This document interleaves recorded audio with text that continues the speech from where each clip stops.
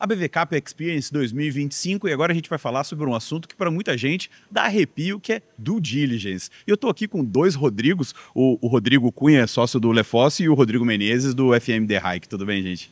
Tudo bom. Beleza. Prazer. Lembrando na abertura do evento aqui, o Patrício da Advent estava contando a história do investimento da Advent na Microsiga e falou, pô, a gente comprou a Microsiga por 25% da Microsiga por 7 e poucos milhões de dólares. Hoje é o preço de uma due diligence. Como é que é isso? Até desmistificar um pouco. Due diligence tem que ser cara hoje em dia, né? Uma due diligence, cara, é uma boa due diligence? Como é que os advogados defendem esse processo? Essa é a... Vai lá. É difícil, os charás, né? É difícil, né? Mas acho que essa é a grande arte da due diligence. Ela tem sempre ter um foco de adequação do escopo, ser pertinente ao exercício que você está fazendo, à transação que você está envisionando, e também o uso dessas ferramentas modernas que a gente cria ao longo do caminho para poder otimizar, né? Então, custo, não necessariamente um esforço burro é eficiente, né? O custo está muito mais na adequação do que você está fazendo do que com um volume de trabalho que nem sempre é certo, né? Então, acho que a arte está em acertar o que você vai olhar, o que importa e o que de fato traz um risco para a transação, né? Acho que é curioso, né? Todo mundo quer pintar advogado. Mas eu fico lá. O cara já quer, já dar uma pintada no advogado. Advogado é brincadeira, bicho, é que nem economizar no vergalhão. Pô, você um vergalhão mais barato, pô, você pode correr o risco de cair a obra. Usar uma areia de praia para fazer prédio, né? Essas coisas. 1% da transação, 2% da transação e o cara quer economizar. Brincadeira essa parte aqui, eu acho que tem acho que tem diferentes tipos de indústria, né? Então você vai ter algumas indústrias de serviços, você vai ter uma due diligence mais simples, mais fácil, as empresas são mais limpas em geral. Você, vai ter uma due diligence de uma indústria química, você vai ter um negócio que vai ser pesado, você tem muita planta, mais regulado, pode ter uma questão ambiental mais forte. Então a precificação de due diligence no final do dia, ela vai depender, acho que o Rodrigo falou bem do escopo, mas além do escopo, com o que você está tratando, a indústria que você está tratando e o que se espera de potencial passivo ali também. Eu acho que o segundo elemento para acrescentar dentro desse item de diligence, de falar, né, já que a gente começou com a parte do preço, hoje o diligence é muito comoditizada, né? Os escritórios todos oferecem isso. Eu lembro na época que eu estava na Arthur Andersen, já no final dos anos 90, então já tem um tempinho, me lembro, a gente foi fazendo diligence na Telebrás. Nossa. O sistema Telebrás, eu fiquei em Brasília 6 meses. Então, era um data room. Acesso à informação muito mais complicado, né? Física ainda, na mão, né? A gente ficava enfornado dentro do cliente, olhando pasta e tal. Hoje, está tudo digitalizado. Então, boa parte, ou às vezes a totalidade da due diligence é feita com data room virtual. Tá. Então, e boa parte dessas informações também já estavam disponíveis virtualmente. Porque nesse processo de evolução da diligence, você tinha ali, primeiro tudo no físico. Na sequência, o físico foi digitalizado para entrar no virtual. E agora a gente está num novo lugar que já é tudo digitalizado. Tá. Então é simplesmente colocar as informações ali. Então acho que tem esse processo também que facilita bastante. O Patrício pode pagar um pouquinho menos de 7 milhões, depender, mas também não vai pagar 10 mil. E com a evolução do tempo, também hoje já tem bases públicas que têm um pouco melhor nível de confiabilidade, que a gente consegue consultar muitas coisas e antecipar resultados mesmo sem a cooperação da Target e ajustando aqui o tempo do movimento também, né?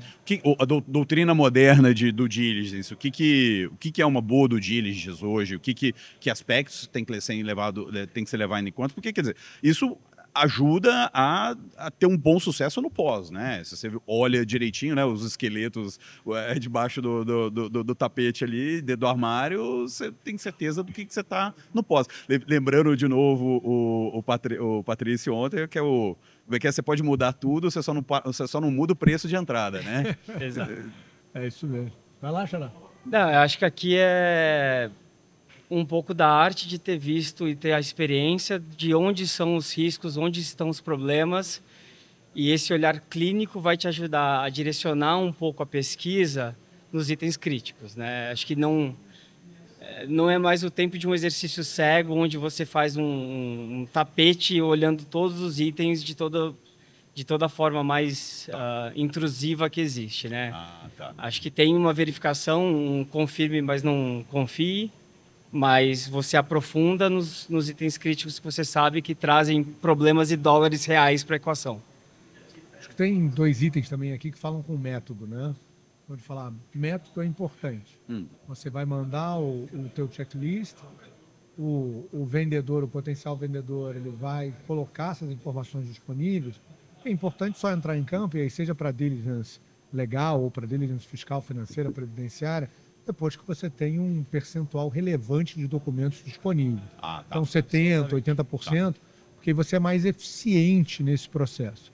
Então acho que esse é o primeiro ponto. E 2, é a classificação de risco. Então, de você olhar e falar, puxa, tem muito documento. Antigamente se fazia uma due diligence, onde você olhava literalmente todos os documentos da companhia, mas todos, Gustavo, como eu tenho essa lembrança, e você tinha que informar todos os documentos, então o relatório de due diligence era um catálogo de 60, 700 páginas. E ninguém lia, e mesmo o sumário, né, a conclusão, ainda ficava 40 páginas e tal. Então você olhava... Hoje você consegue fazer isso de maneira mais sumarizada e apontando de falar assim, puxa, quais são realmente os itens que importam dentro dessa diligence. Você pode fazer muita coisa por amostragem também. Então a diligence, acho que o próprio conhecimento dos compradores, né, e a entrada dos fundos, ela mudou muito a lógica, que o cara não vai ficar preocupado, olha, tem 10 ações trabalhistas, ele está esperando ter 10 ações trabalhistas, são todas de horas extras, você não precisa classificar nada daquilo para pegar uma bobagem. Mas de falar, mas poxa, tem aqui um financiamento, foi contratado, que tem um covenant, que pode dar, que teve um default, e aquilo ali dá cross default de mais outros 12 contratos. Então, ali já passa a ser um item de preocupação. Então, acho que tem uma questão de método também, experiência. Puxa, acho que esse lado comprador, né, esse lado de M&A do Brasil veio muito de 95 para cá, né? Então, acho que teve uma evolução grande. E nesse ponto do método, acho que é um bom ponto do Rodrigo. O cliente também é uma chave muito importante, porque o advogado ele não entra no momento inicial da transação e na hora que a gente é engajado, já tem... Já está evoluído. Você já sabe quais são os contratos que vão doer se eles não estiverem lá, se eles não estiverem bem estruturados. Você já sabe alguma estrutura de endividamento, estrutura de capital. Você já sabe algum processo mais relevante que ajuda você a direcionar o olhar e saber onde estão os drivers de valor daquela transação, né? Então... é importante ter essa comunicação também do cliente que tem mais informações no começo do exercício. E ainda mais no mercado agora, que está muito ativo e estressado, né? E principalmente os startups, a gente estou mais voltado ali no Venture Capital. Claro. E o que eu tenho visto muito das transações, você também deve ver, Rodrigo, né? Aquela aquisição ou aquela união de empresas, cara, até para bicho. Vamos dar um jeito aqui para todo mundo, né? O vendido, vendado, aquela coisa. Então tem acontecido muito isso, né, cara? Pô, tem um ativo interessante que não vai dar muito lugar, não vai andar muito, vamos juntar e tal. Nesses momentos, né? Qual que é a disciplina? Quais são os cuidados, principalmente? Quando você vai pegar um ativo que está estressado ou que não tem muita perspectiva, tem cuidados adicionais numa due diligence ou numa operação para esse negócio? Porque senão você compra e depois mata, né? Então pode ser um problema, na verdade. Eu acho que é menos a questão da due diligence, mais a questão contratual aqui no final do dia. Então, porque você vai precisar de proteções baseadas em informações que você coletou durante o processo do due diligence. Então, a due diligence ela vai funcionar da mesma maneira, não como tem diferença. Funciona num deal tradicional de M&A ou no acqui-hire. Você vai fazer a mesma avaliação. A diferença é que uma empresa, a depender do tamanho de uma e da outra, elas ambas, né, vão se analisar. Ou se você tem um cara menor que ele está estressado, mas é a chance dele de pegar um equity pequeno num cara um pouco maior, esse cara não vai nem fazer a due diligence no grande. Então, essa que é a verdade que vai acontecer. Mas também, às vezes, e por isso vamos voltar para a questão do contrato, às vezes o cara não vai ganhar o equity direto, vai estar no warranty, então, aquilo vai receber só mais para o evento de liquidez. Então, também pode ser uma preocupação menor. Mas do ponto de vista da diligence, não muda nada quando você está fazendo do ativo estressado. Muda a preocupação, ou melhor, a colocação de cláusulas nos contratos o contrato de O compra e peso que venda, isso vai ter depois. ou joint venture, o que quer que se E faça. acho que aqui também tem um papel muito importante do advogado como um construtor de operações, um construtor de consenso, porque é muito fácil para a gente, na qualidade de analista desse risco, classificar do jeito mais apocalíptico possível, porque é o que me protege profissionalmente, né? Então, acho que aqui cabe um pouco dessa contemporização. É muito difícil a gente ver um problema que não tenha uma solução, pelo menos no papel, né? Então, Advogado que fica se protegendo tem que morrer, cara. Tem que morrer. tem que Sem entrar na exagero. piscina com o cliente Isso, e se cara. molhar junto, né? Ah, pô, não dá. Então fala, pô, bicho, não me chama. Não O me cara chama, já né? sabe disso. Chama outro. Pô. Fala, eu já sei do risco. Tem que levantar a mão e falar, olha, tem um caminho, vamos ver se ele é viável, mas não é só apontei uma pedra e ela tá no meio do caminho, não vou desviar dela. Legal. Advogado já não é um bicho muito bem quisto, Já não é né, muito cara? bem, O cara exatamente. entra nesse Pô, negócio vem fala, pra atrapalhar, né? pô, o cara E nem não tá salvando prático, a né? vida, né? Não, mas vai, a gente é diferente, vai. Aí o Charaz aqui. Né? Voltando ao tema da forma de fazer a diligência, né? E claro, não dá para não falar de AI e aplicação de AI nesse processo e como vocês enxergam. Vai facilitar ou eventualmente, né, com todo esse desenvolvimento dos agentes, porra, teoricamente você bota lá, sei lá, tantos X agentes, eles vão fazer a due diligence sozinhos e não precisa nem do advogado fazendo ali o processo. Vocês temem isso? Não?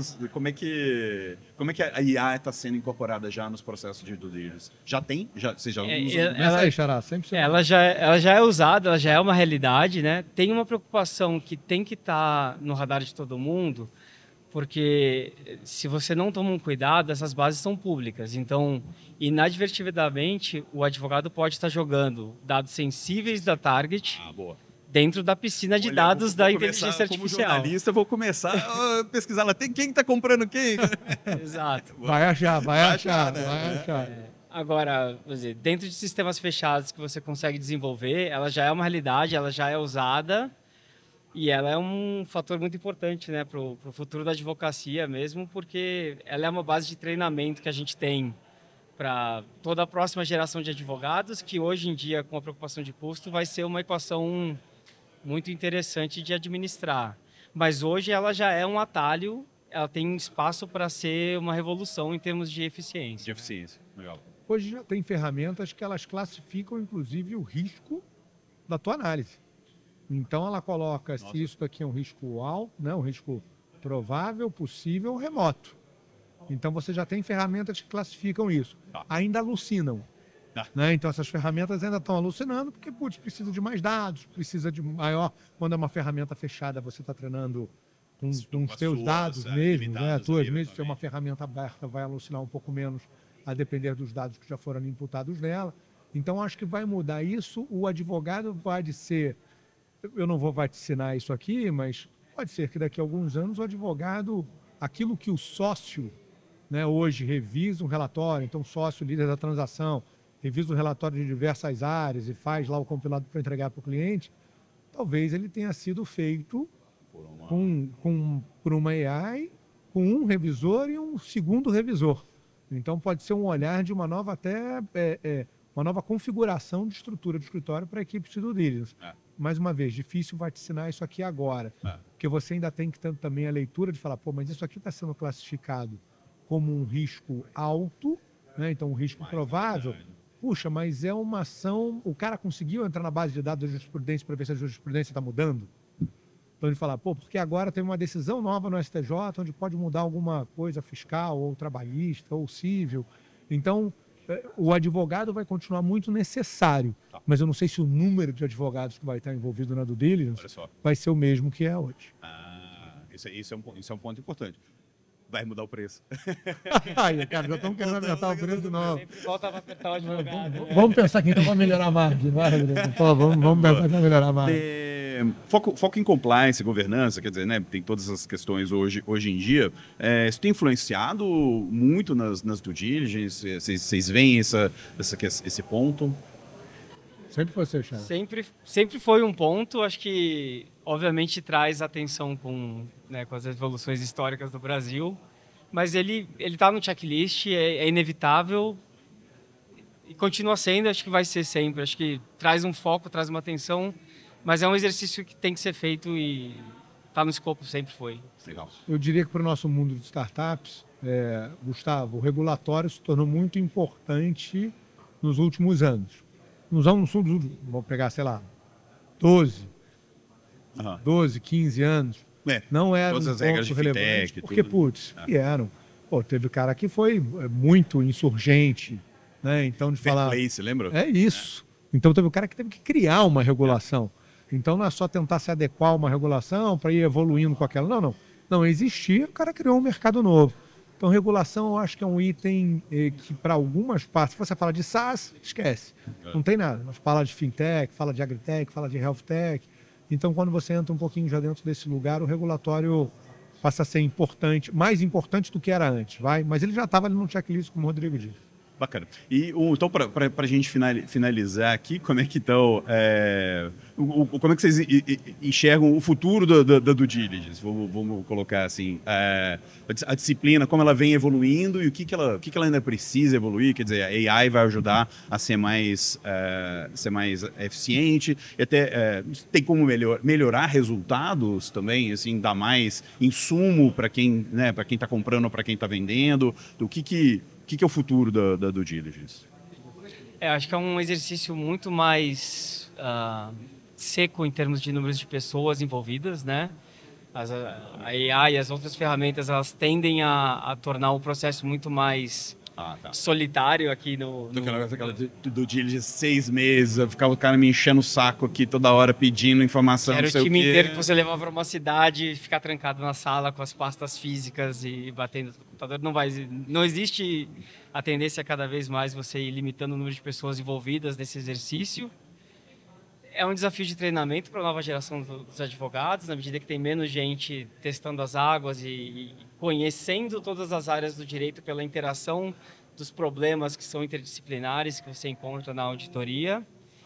E a contextualização e a sutileza de entender o problema, o drive de valor da transação torna cada vez mais relevante, se torna cada vez mais relevante na equação, né? Acho que aquele exercício tapete que bota em cima de tudo não é mais viável economicamente no mercado que a gente vive, né?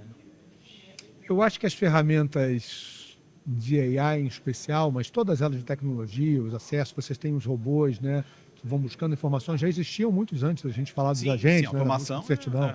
Exatamente.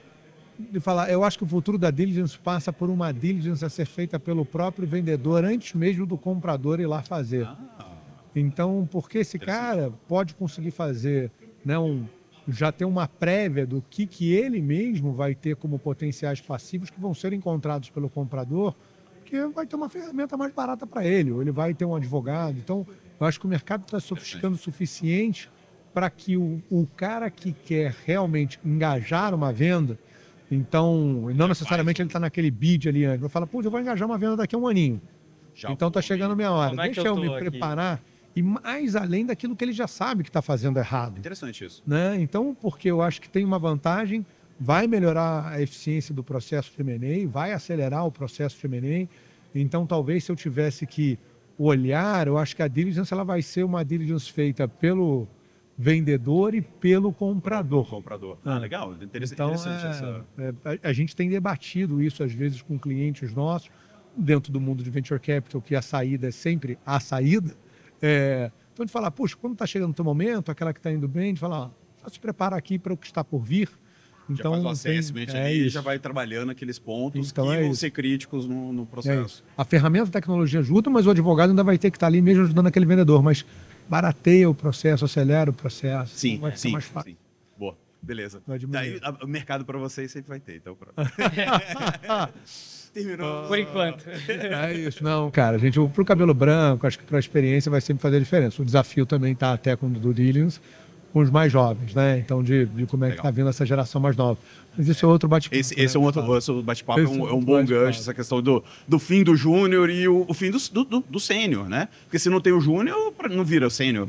Essa fica o gancho para um próximo papo. Obrigado, Rodrigo. Que é isso. Aproveitei o evento. Prazer, É obrigado. isso aí, estamos na cobertura do ABV Cap Experience 2025. Continue acompanhando a cobertura aqui nas redes da ABV Cap.